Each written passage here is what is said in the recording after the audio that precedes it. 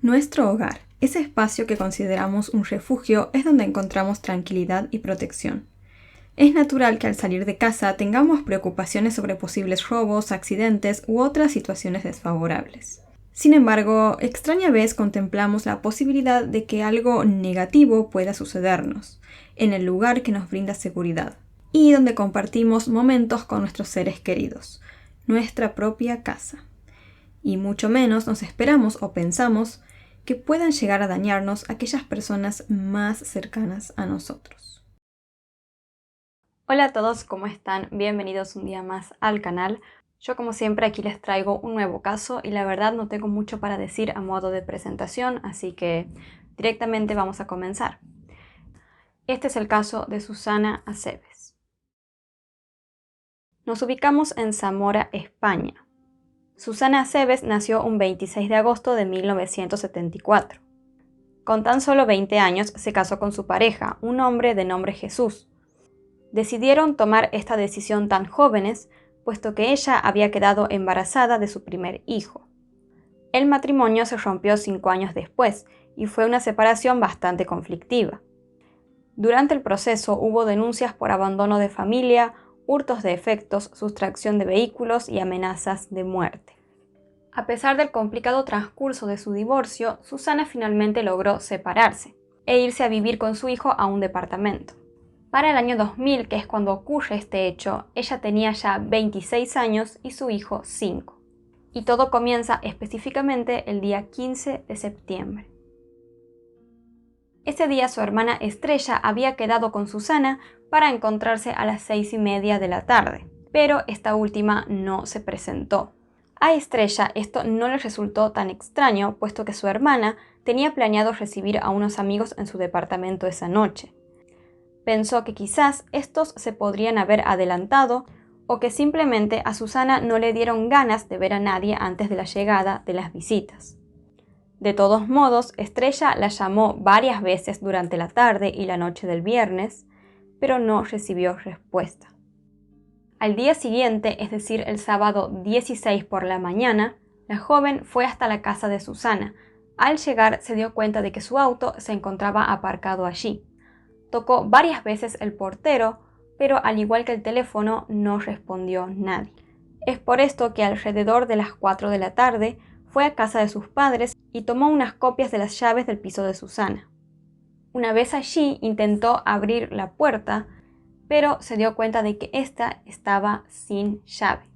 Estrella ingresó y notó que el salón estaba lleno de botellas, vasos y colillas de cigarrillos. Allí pues se dio cuenta de que las luces de la habitación se encontraban encendidas, por lo que se dirigió hasta allí. Una vez dentro, vio a su hermana en el suelo, con la cabeza en medio de un charco lleno de sangre y sin vida. La víctima estaba totalmente desnuda, a la izquierda de la cama, boca abajo, con las piernas extendidas, uno de los brazos tendidos por encima de la cabeza y el otro doblado sobre el codo, y su ropa interior se encontraba al lado del cuerpo. La cama estaba destendida, parte del cubrecama y de las sábanas se encontraban cubiertas de sangre, junto con una lámpara que había caído de la mesita de noche. Estrella salió de allí rápidamente y llamó a su madre. Le dijo que avisase a la policía para que lleguen al lugar lo antes posible.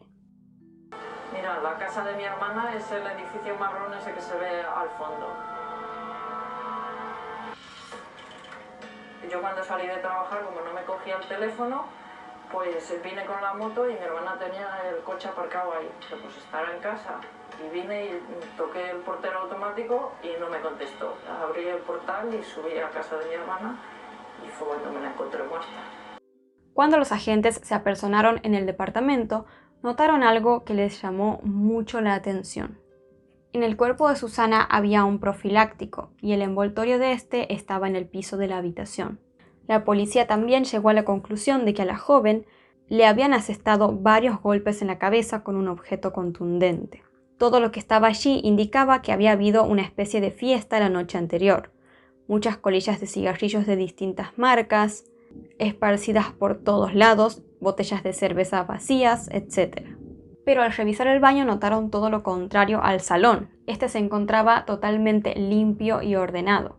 a excepción de una toalla de mano que faltaba. También se llegó a la conclusión de que la puerta de entrada al departamento no había sido forzada. Algunos testigos dijeron haber visto a Susana salir de su casa el día anterior a las 10 de la noche. Según comentaron, vestía una falda roja y entró en un establecimiento ubicado en una avenida próxima a su casa. Estas serían horas clave para las indagaciones policiales. La última comunicación de su celular muestra que ella había hablado con sus amigos que iban a pasar el fin de semana en su departamento. En esta conversación ellos le cancelaban el compromiso. Y para este momento quizás ustedes estén preguntando, bueno, pero su hijo no vivía ahí, ¿en dónde se supone que está? Este se encontraba en la casa de su padre, quien lo había ido a buscar el último día de vida de Susana, es decir, el día anterior al hallazgo del cuerpo. Estrella, la hermana, fue de las primeras personas a las que se le tomó declaración. Ella contó que la separación de Jesús y Susana había sido muy complicada, como les comenté al inicio, con amenazas de muerte, pero ya no había ninguna relación entre ellos, nada más allá de un trato determinado por el hijo que ambos compartían. Se comprobó que efectivamente Jesús había ido hasta el departamento a buscar a su hijo, y la verdad parecía ser un sospechoso complicado, puesto que es difícil pensar que Susana lo haya invitado a pasar, a compartir bebidas y además tener relaciones sexuales. De todos modos, la policía se interesó rápidamente en este hombre. Es así como se dirigieron a un bar que solía frecuentar Jesús y lo detuvieron. Su ex marido era hasta el momento el principal sospechoso. Jesús no podía decir qué estaba haciendo en el momento de los hechos, pero luego de un tiempo largo de interrogatorios, terminó dando una coartada sólida, que no había comentado antes para no meter en líos a la mujer con la que pasó esa noche, quien era una señora casada. La policía comprobó que esto era verdad y que además, como les conté, no podían situarlo de ninguna manera en la escena del crimen. Por esto decidieron dejarlo en libertad, lo que significaba que el único sospechoso quedaba descartado. Pero al mismo tiempo comenzaron a surgir otros posibles candidatos. Estrella le contó a la policía sobre Saturnino, un hombre con el que su hermana había roto 15 días antes de su muerte, porque según dijo, él la descubrió a ella siéndole infiel. La hermana les dio además a los agentes un par de datos inquietantes sobre este hombre. Contó que él siempre la vigilaba a Susana en su lugar de trabajo y en su casa. Además dijo que, aunque él hacía creer a todo el mundo que habían quedado como muy buenos amigos, estaba obsesionado con ella y no había aceptado la ruptura. Varios amigos de Susana corroboraron lo dicho por Estrella. Y sobre todo había un dato que ella había aportado que era el más importante. Él tenía una copia de las llaves del departamento de Susana. Cuando la policía va a ver a Saturnino y le toman declaración, notaron que tenía una coartada. El día de los hechos, según él, no había estado con la víctima, sino con su hermana y su prima, y a las 12 de la noche se había ido a dormir. El hombre reconoció que la última vez que vio a Susana fue una semana antes del hecho. También aportó que mantenía aún relaciones sexuales con ella desde hacía un año atrás. Negó el supuesto acoso y que la relación entre ellos estuviese rota, aunque sí dijo que no era tan continua como antes. Agregó que efectivamente él la había sorprendido cuando estaba con otro hombre, y que su hijo además le había dicho una vez que su mamá tenía otro novio. Pero según Saturnino, él aceptaba que ella tuviese otras parejas. Dijo que él no tenía las llaves del departamento de Susana, lo que contradijo la versión que había dado Estrella. Acto seguido, Saturnino hizo todo lo posible por llevar las sospechas hacia mucha más gente. Lo que quiso hacer ver con esto es que la lista de sospechosos podría ser muy larga, haciendo énfasis en que Susana podía haber subido a casa a cualquier persona. Decía que ella era muy abierta y él mismo había ido a su departamento solo 2 días después de conocerla. Yo creo que se confiaba demasiado con cualquier persona que conociera, pues enseguida era amiga de él. O sea que yo creo que ese es un punto bastante débil de Susana. Pero algo en particular que dijo les puso las cosas muy complicadas a los investigadores. Como él contó, todavía mantenía relaciones sexuales con Susana, y según dijo, lo habían hecho los días previos a su muerte, tanto en la habitación como en el salón. Este dato era muy importante, puesto que de esta manera él justificaba el hecho de que en la escena del crimen pueda aparecer material biológico de él o huellas dactilares. Por otro lado, unos testigos dieron los siguientes datos. Una vecina de Susana lo identificó aparcando su furgoneta cerca de la casa el día del crimen. Otro testigo dijo haberlo visto el día que se encontró el cuerpo lavando este vehículo. Pero ¿quién era exactamente Saturnino? El hombre había estado casado 2 veces, tenía 4 hijos y sus separaciones no habían sido precisamente tranquilas. Su última mujer denunció que la había amenazado con una escopeta, un cuchillo y además la había golpeado. El Instituto Nacional de Toxicología de Madrid analizó todas las muestras halladas en la escena del crimen. Expertos efectuaron estudios biológicos y perfiles genéticos. Estas no eran las primeras pruebas que analizaba el instituto, puesto que en varias ocasiones había diseccionado otras muestras de varias personas del entorno de Susana en busca de alguna pista que condujera hasta su asesino. De las pruebas que se encontraron en el domicilio se analizaron 30 colillas de cigarrillos que habían fumado personas no identificadas. El resto correspondían a Susana, su hermana, un amigo de las dos y Saturnino. En las ropas de la víctima y en el resto de la casa había esperma que correspondía a 3 personas. Saturnino, otro hombre que había reconocido haber mantenido relaciones sexuales con ella, y un tercero a quien le pertenecía el semen encontrado dentro del preservativo que estaba en el cuerpo de Susana. Este último no pudo ser identificado. Además, se descubrió que las botellas de cerveza encontradas habían salido de la basura y que alguien las sacó de allí y las trasladó hasta el salón. Pero no solo las botellas aportaban datos extraños, todas las colillas y cenizas estaban colocadas en posiciones nada naturales, siendo muy probable que hayan sido puestas allí a propósito. Varias personas que conocían a Susana dijeron que ella era una persona muy ordenada y limpia, por lo que sería extraño que haya dejado su casa como la encontraron. Por otro lado, el aparente desorden del salón contrasta, por ejemplo, con lo limpio que estaba el cuarto de baño. Allí parecía que había sucedido todo lo contrario. Todo indicaba que alguien se tomó la molestia de limpiar a fondo. La persona que acabó con su vida sabía muy bien lo que hacía y fue escrupulosamente cuidadoso con cada paso que dio. Tal es así que peinó todo el departamento a fondo, tanto que ni siquiera en los interruptores de luz había huellas ni de Susana ni de su hijo, que básicamente son quienes viven allí. ¿Cómo no va a haber huellas si no? Tampoco dejó huellas dactilares algunas en ninguna de las cerraduras de la casa. Al no haber ADN ni siquiera de las personas que viven allí, y sí de la hermana y demás que estaban en las colillas de cigarrillo, por ejemplo, es muy probable que haya pensado en colocar estas pruebas de personas que habían estado en la casa días anteriores. Estos indicios también hacen creer que el hombre a quien le correspondía el semen hallado dentro del profiláctico pueda ser inocente, puesto que sería incoherente que el asesino, habiéndose tomado todo ese trabajo en la escena del crimen, se hubiese olvidado aquel objeto con su ADN dentro.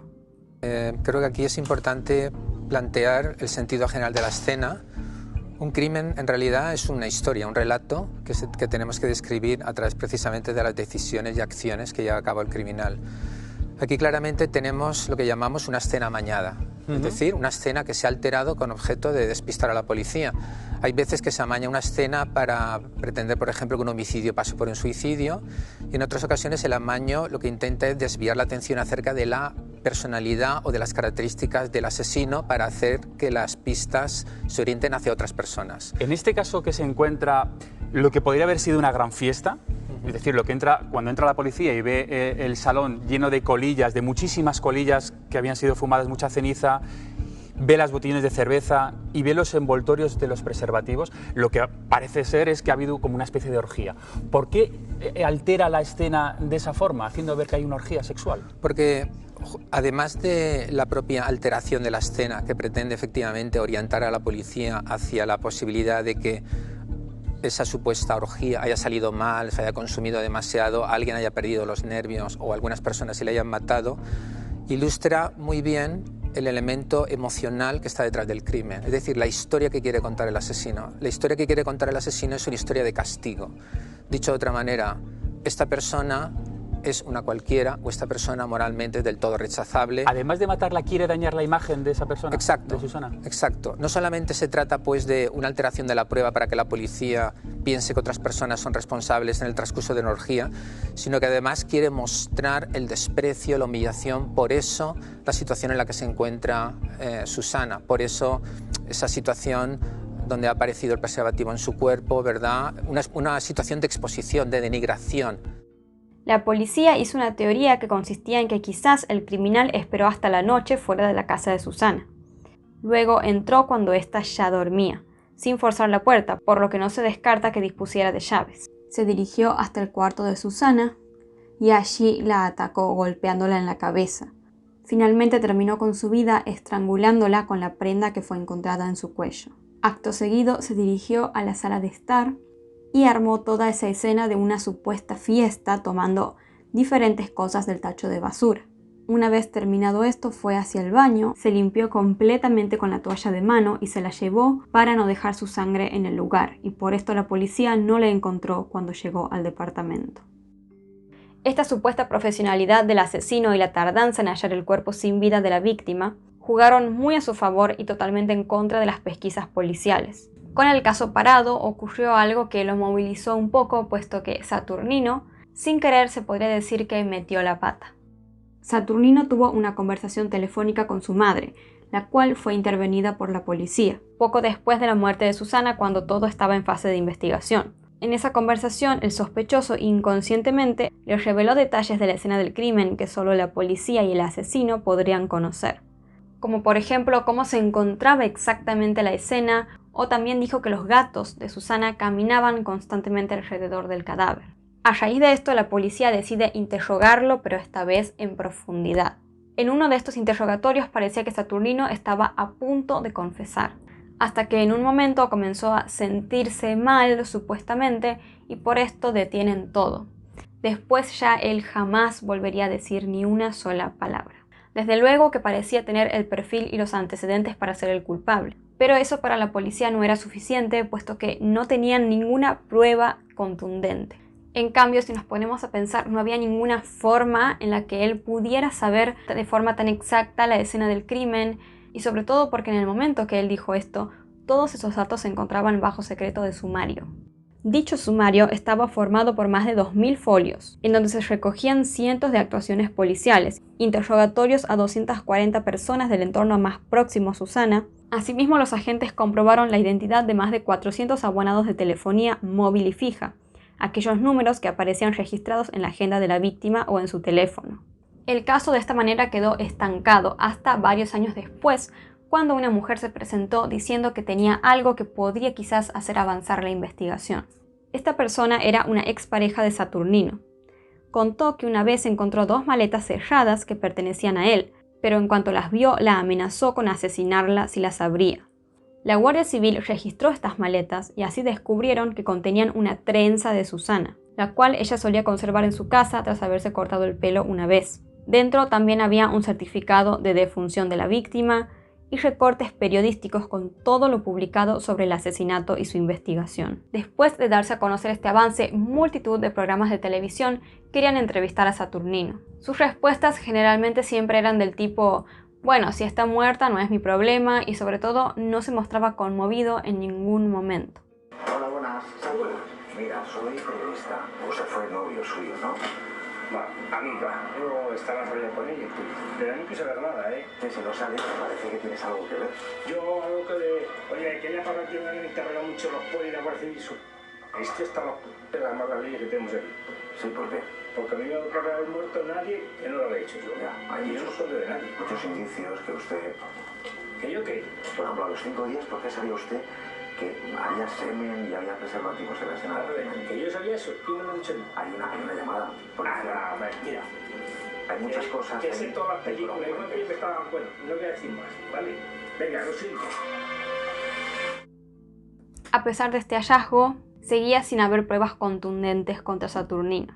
Y les estoy grabando esto ya cuando estoy editando el video, puesto que me acabo de dar cuenta de algo, y es que llevándome de lo que dijo el criminólogo, que este asesino intentó denigrar a la víctima generando esta escena de una fiesta, de una supuesta orgía, que haría que supuestamente Susana quede mal. Y luego Saturnino, en las entrevistas que le hacen, afirma que Susana era una persona confianzuda, como lo dice él más o menos, que dejaría entrar a cualquier persona a su departamento. Entonces aquí hay una coincidencia muy fuerte entre el asesino y él, puesto que ambos creen lo mismo, que diciendo o haciendo esto van a hacer quedar mal o a denigrar a la víctima. Y así pasaron 20 años. Y sí, así llegó el año 2020, por lo que al caso le quedaban pocos meses para prescribir. ¿Qué pasaría cuando esto sucediera? Básicamente, la responsabilidad penal del asesino se extingue cuando un delito prescribe, de modo que ni aunque confesara de forma voluntaria se le juzgaría ya. Tampoco se podría volver a interrogar al principal sospechoso, porque ya se hizo el inicio de la investigación.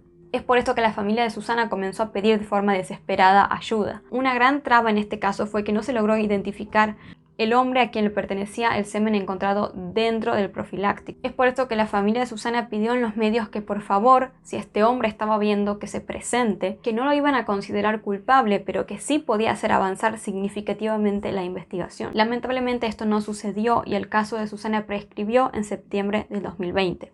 Es decir, justo cuando se cumplieron los 20 años. Así es como se encuentra actualmente el caso. La familia cuenta que se sienten abandonados por la justicia. Dijeron que la policía y el juez habían tirado la toalla mucho antes que ellos. Estrella, la hermana de Susana, dijo: «Sabía que iba a pasar esto, pero se me ha caído el mundo encima, estoy destrozada, igual que aquel día. No han hecho todo lo posible para resolverlo. Se ha visto claramente que no quieren hacer nada desde hace años. ¿Nadie pagará por la muerte de mi hermana? ¿Es que su vida no vale nada?». Al leer todo esto yo me puse un poco a leer si se puede hacer algo en caso de que se llegue a descubrir el asesino cuando el caso ya prescribió. Y encontré la respuesta de un abogado que ahora se las voy a leer. Y dice: obviamente que no, en el sentido de si se puede hacer algo una vez que un caso prescribe. Salvo que sea un delito de lesa humanidad o derivado de crímenes de guerra. En cambio, si la causa penal se detuvo porque el autor es un NN y este es detenido o se presenta espontáneamente luego de vencido el plazo de la prescripción, debe otorgársele el mismo y declararse extinguida la acción penal. Es un bajón, la verdad, leer esto. Me gustaría saber si hay algún abogado quizás por ahí viendo el video, si puede dejar quizás su opinión o lo que él piensa en los comentarios sobre si se puede hacer algo, si hay alguna manera de pelearla en caso de que aparezca el culpable. Hola a todos, ¿cómo están? Bienvenidos un día más al canal. Mi nombre es Desiree y aquí como siempre les traigo un nuevo caso. Y esta vez tenemos un caso que sucedió en un lugar en donde uno debería encontrar seguridad, tranquilidad y protección. Así que sin nada más que agregar, vamos a empezar. Esta es la historia de Jessica Delilah y su hijo Zahid. Nos ubicamos en Chicoloapan, Estado de México, en el año 2023. Jessica Delilah, de 37 años, era una dedicada subdirectora de la Preparatoria Oficial 278. El trabajo de Jessica no era simplemente una tarea, sino una pasión. Le encantaba dedicar la mayor parte de su tiempo a la educación de sus estudiantes. Jessica tenía un hijo de una relación que ya estaba terminada, un joven de 18 años de edad llamado Zahid Medina Galindo. Ambos vivían juntos en una modesta casa ubicada en la colonia Revolución, dentro de la localidad de Chicoloapan. En aquel momento, Jessica también se encontraba en pareja con un hombre llamado Raúl Romero Ábalos. El 3 de junio de 2023 era una jornada aparentemente tranquila en la Fiscalía General de Justicia del Estado de México. Sin embargo, esa calma se vio interrumpida repentinamente por la llegada de una preocupante denuncia de desaparición. Y no de una, sino de 2 personas. Familiares le comunicaron angustiados a las autoridades que no tenían noticias de Jessica Delilah y su hijo Zahid desde hacía más de 2 días. Según relataron sus familiares, la última vez que los habían visto había sido el día 31 de mayo en su propia casa. La incredulidad en ese momento se apoderó de todos. ¿Era posible que esta madre y su hijo hayan desaparecido dentro de la seguridad de su propio hogar? Esta desconcertante situación marcaría el inicio de una investigación que develaría muchas preguntas sin respuestas. Durante las primeras etapas de la investigación, las autoridades tomaron la decisión de revisar detalladamente las cámaras de seguridad ubicadas en las proximidades de la casa de Jessica y su hijo. El objetivo era determinar si quizás los desaparecidos habían abandonado su casa sin que nadie se percatase. Si esto era así, podría ser posible de que algo les hubiera sucedido en otro lugar o que quizás hubieran huido por voluntad propia. Asimismo, la policía, al revisar las cámaras de seguridad, querían buscar pistas que indicaran si alguien quizás había entrado a la casa de Jessica y Zahid y les hubiera hecho algo dentro. Las autoridades, por lo tanto, procedieron a revisar las cámaras de seguridad y así hicieron un descubrimiento inquietante. El día que fueron vistos por última vez, es decir, el 31 de mayo, Jessica y su hijo habían participado en una reunión en Chicoloapan. Esa noche, las cámaras de vigilancia próximas a su residencia los capturaron volviendo de la reunión y entrando a su casa. Pero en las cámaras jamás se vio que ellos volvieran a salir de su casa. Es decir, que Jessica y Sajid habían regresado a su casa después de la reunión, pero nunca habían vuelto a salir de ella. Sin embargo, tampoco se vio a nadie ingresar a la casa. Otra cosa extraña era que, al día siguiente, el 1 de junio, Jessica tenía una importante reunión programada a las 7 de la mañana en la escuela donde trabajaba. Sin embargo, claramente no se presentó. Ella jamás había faltado a ningún compromiso previo. Sabiendo esto y que además ni ella ni su hijo fueron vistos saliendo de su casa, las autoridades empezaron a creer que algo había sucedido dentro de la casa después de que Jessica y Sajid regresaron de la reunión el día 31 de mayo. Las interrogantes, por lo tanto, para este momento empezaron a multiplicarse. ¿Qué les había ocurrido a esta madre y a su hijo?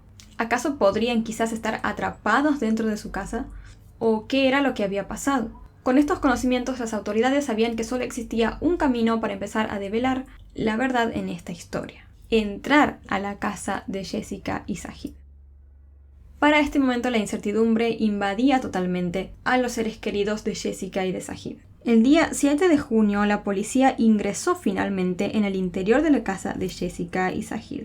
Tras investigar el interior de la vivienda, las autoridades descubrieron algo espeluznante. Jessica y Sajid no se encontraban en ninguna parte de la casa, pero sí había muchas cosas revueltas, tiradas y golpeadas. Esto sugería que madre e hijo muy probablemente habían sido víctimas de violencia y forzados a abandonar la casa en contra de su voluntad. Estos descubrimientos llevaron a las autoridades a pensar seriamente en la posibilidad de que Jessica y Sajid habían sido secuestrados. Pero si esta teoría era cierta, tenía un problema serio. Por un lado, los secuestradores tendrían que haberse ingeniado para ingresar a la casa y sacar a sus víctimas sin ser captados por las cámaras de seguridad, lo cual era algo bastante difícil. Y por otro lado, cuando se realizan secuestros, muchas veces se llevan a cabo con un objetivo.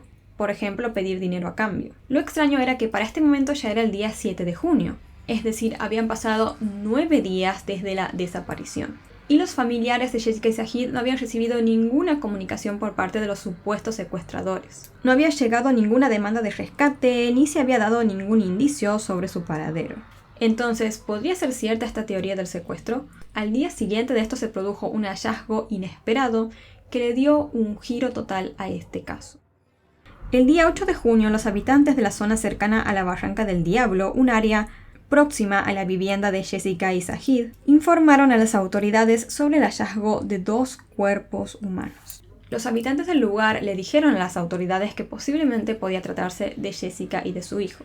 Rápidamente la policía se dirigió al lugar indicado. Allí encontraron y examinaron los cuerpos. Ambos presentaban evidentes signos de violencia. Pero sucedía algo. Los cuerpos tenían el rostro totalmente cubierto y muy dañado, lo que dificultó su identificación inmediata. Por lo tanto, en ese momento exacto, las autoridades no pudieron determinar con exactitud si se trataba de la madre y de su hijo desaparecidos. Tuvieron, por lo tanto, que enviar a analizar los cuerpos. Tras el trágico hallazgo de los cuerpos y la gran cantidad de días que Jessica y su hijo llevaban desaparecidos, amigos, compañeros y familiares decidieron tomar acción por su propia cuenta, con el objetivo de presionar a las autoridades para que intensificaran la búsqueda y la investigación, para que les dieran respuestas concretas y sobre todo que se llevaran a cabo los análisis necesarios para identificar los cuerpos encontrados en la Barranca del Diablo. Los seres queridos de Jessica y Sajid tomaron la decisión de cerrar la carretera México-Texcoco. Desde las 8 de la mañana del día 9 de junio se congregaron entre el kilómetro 26 y el 31 de la mencionada carretera, bloqueando el paso de vehículos en ambos sentidos. Como les comenté, la manifestación buscaba llamar la atención de las autoridades y exigir una mayor celeridad en las investigaciones relacionadas con el caso. Aproximadamente a las 3:30 de la tarde, los manifestantes decidieron ya retirarse de la carretera, pero mantuvieron su demanda para que se aceleraran las investigaciones. La voz unida de familiares, amigos y también de la comunidad educativa resonaba con fuerza, clamando por respuestas sobre el paradero de Jessica y Sajid. Nosotros pedimos, mi familia entera y a todos a los que nos afecta la desaparición de mis familiares, mi hermana Jessica Medina Galindo y su hijo Sajid Medina Galindo, que continúe la ayuda que nos han brindado las autoridades y los diversos municipios, dijo Alejandro, el hermano de Jessica, en una conferencia de prensa. Raúl Romero Ábalos, la pareja de Jessica, En la misma conferencia de prensa, además de pedir que encuentren a los desaparecidos con vida, exigió que las autoridades hallen a los responsables de la desaparición de Jessica y Zahid. Como ven, los familiares claramente estaban muy desesperados y angustiados. Además, se encontraban a la espera de la confirmación de la identidad de los cuerpos encontrados unos días antes. Esta respuesta estaba a punto de llegar. Unos días después de esta conferencia de prensa se difundió en los medios de comunicación que los cuerpos encontrados en la Barranca del Diablo no pertenecían a Jessica y a su hijo Zahid. En un giro inesperado se develó que los cuerpos correspondían a 2 hombres. Esto generó desconcierto y mayor incertidumbre en torno al paradero de la madre y de su hijo desaparecidos, pero también mayores esperanzas de encontrarlos con vida. De esta manera transcurrieron 2 semanas desde que se había reportado la desaparición de Jessica y Zahid. Durante todo ese tiempo no se habían vuelto a tener mayores indicios sobre su paradero. Sin embargo, la policía sí había seguido investigando y lograron identificar a 2 personas que podrían llegar a estar involucradas en la desaparición. Los posibles sospechosos eran 2 hombres llamados Miguel Ángel N. y Edgar N. Ambos eran vecinos de Jessica y Zahid, la madre e hijos desaparecidos. Y Miguel Ángel también era un ex policía. Estas sospechas generaron un gran revuelo en torno a sus ex colegas policías, quienes consideraban que debido a su personalidad, a su forma de ser y demás, Miguel Ángel podría tranquilamente ser el responsable de la desaparición de Jessica y Zahid. Pero, ¿por qué estos hombres eran considerados sospechosos? Además de por ser vecinos de los desaparecidos de por sí, la realidad era que Miguel Ángel N. y Edgar N. se habían convertido en sospechosos debido a conflictos vecinales que habían tenido con Jessica anteriormente. Jessica había presentado quejas ante la administradora del fraccionamiento donde vivía debido a que ambos hombres, tanto Miguel Ángel N. como Edgar N., solían hacer demasiado ruido. Estos reclamos por parte de Jessica llevaron a que los sospechosos empezaran a atacarla verbalmente y a acosarla. Después de esto, Jessica llegó a reportar varias agresiones verbales por parte de estos hombres hacia ella y también hacia su hijo Zahid. La empezaron a agredir verbalmente, a lo que mi hermana empezó a sentirse insegura. Incluso agredían a mi sobrino Zahid verbalmente.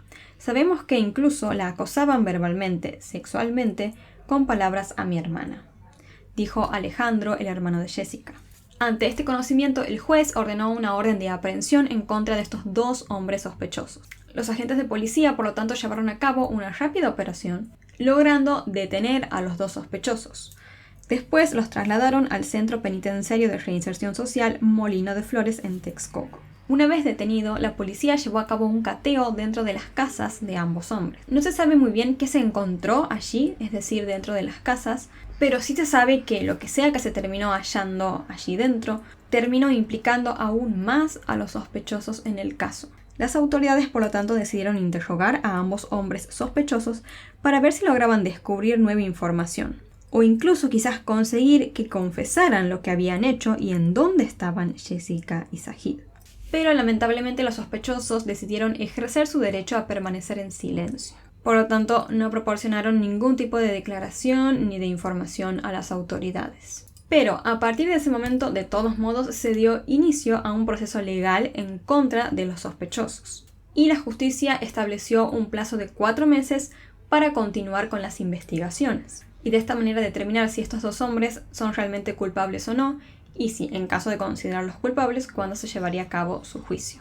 En la página change.org se armó una petición para que estos 2 hombres, los presuntos responsables, entreguen y digan información sobre dónde están Jessica y su hijo y qué les habían hecho. Es innecesario que por alguna riña entre vecinos se llegue a este grado de dolor y angustia por no saber el día de hoy de una madre trabajadora y un hijo que apenas desarrollaba su vida. Ayúdanos a difundir la historia y a firmar la petición para que los supuestos responsables entreguen información que nos ayude a recuperar y regresar a la vida normal a Jessica y Zahid, decía parte de esta petición. Como la justicia había establecido un plazo de 4 meses para que se siguiera investigando el caso, los investigadores claramente continuaron con su labor. Y tan solo unos días después hicieron un hallazgo desgarrador. Los cuerpos de Jessica y su hijo fueron encontrados junto a un lote baldío en la comunidad de Río Frío, aproximadamente a unos 60 kilómetros del lugar en donde quedaba su casa. Ambos tenían evidentes signos de violencia. Y esta vez ya no quedaba ningún tipo de duda de que fueran Jessica y Zahid, porque ambos cuerpos lograron ser identificados tras practicarles un estudio genético. Y en ese momento tan doloroso también surgió otra información nueva. Varias personas empezaron a decidir hablar, diciendo que habían sido testigos de lo que les había pasado a Jessica, Delilah y su hijo Zahid. Estos testigos afirmaron que el día en el que se vio a Jessica y Zahid por última vez, habían escuchado ruidos de armas de fuego que parecían provenir de la casa de Jessica y de su hijo. Lamentablemente, con esta nueva información se puede armar la hipótesis de que Jessica y Zahid fueron asesinados dentro de su propia casa con armas de fuego por parte de sus vecinos, Miguel Ángel y Edgar N. Y luego ellos mismos se deshicieron de sus cuerpos. Todo este accionar lo lograron hacer pudiendo evitar totalmente ser captados por las cámaras de vigilancia cercanas. Con este hecho incluso también podemos deducir que quizás estos hombres incluso se habían estudiado un poco la zona y planificado muy bien cómo iban a cometer el crimen. Claramente esto hasta el momento al menos es solo una hipótesis, nada más. Como les comenté, se estableció un plazo de investigación de 4 meses y más o menos al momento en el que estoy grabando este video al menos ya se cumplieron casi esos 4 meses. Sin embargo, no pude encontrar información nueva sobre si hubo algún avance en este caso, si se decidió continuar con la investigación o si ya se tiene algún tipo de conclusión. Si llega a surgir algún tipo de novedad importante, se las voy a estar dejando en un comentario fijado. Espero que pronto podamos saber con claridad qué fue lo que les ocurrió verdaderamente a Jessica y Zahid, y que estos hombres, en caso de ser culpables, tengan una sentencia adecuada. Aunque lamentablemente, a pesar de todo, sabemos ya que Jessica y Zahid nunca van a poder volver sanos y salvos a su hogar, que era básicamente lo que todos, sobre todo sus seres queridos, estaban esperando. Coméntenme qué les pareció este caso, esta historia, qué es lo que opinan. Obviamente que es un caso muy triste y realmente nos deja pensando mucho, porque ¿quién no ha tenido alguna vez algún conflicto con un vecino, creo yo? Sobre todo para los que vivimos en edificios o en departamentos. Calculo que en casas también pasará, pero creo que más que nada se da en los que vivimos en edificios. Y uno nunca se imagina que pueda llegar a un conflicto por simples ruidos o algo así que pueda escalar hasta este grado, que uno nunca sabe cuándo realmente se está topando con personas tan malvadas que son capaces de hacer algo tan horrible con 2 personas totalmente inocentes y un chico que tenía toda su vida por delante. Es la verdad muy triste porque creo que todos, o bueno, al menos la mayoría, consideramos a nuestra casa como nuestro lugar de refugio, nuestro lugar de tranquilidad, de descanso, y pensar que alguien pueda ingeniárselas para entrar así sin que nadie te vea y hacerte daño y hacerte eso en tu propia casa es muy feo. Espero que este caso les haya resultado de interés. Si les interesa en general este tipo de contenido, no olviden suscribirse al canal y activar la campanita de notificaciones para que YouTube les avise cada vez que suba un nuevo video. Me ayudas un montón dejándole un me gusta a este video, dejando tu comentario o si no también compartiéndolo en tus redes sociales. Antes de irme les dejo como siempre por acá mis redes sociales, por acá un botón para que puedan suscribirse y por acá abajo videos o listas de reproducción recomendadas para ustedes. Muchas gracias por verme, les mando un beso gigante, cuídense mucho y los veo a la próxima.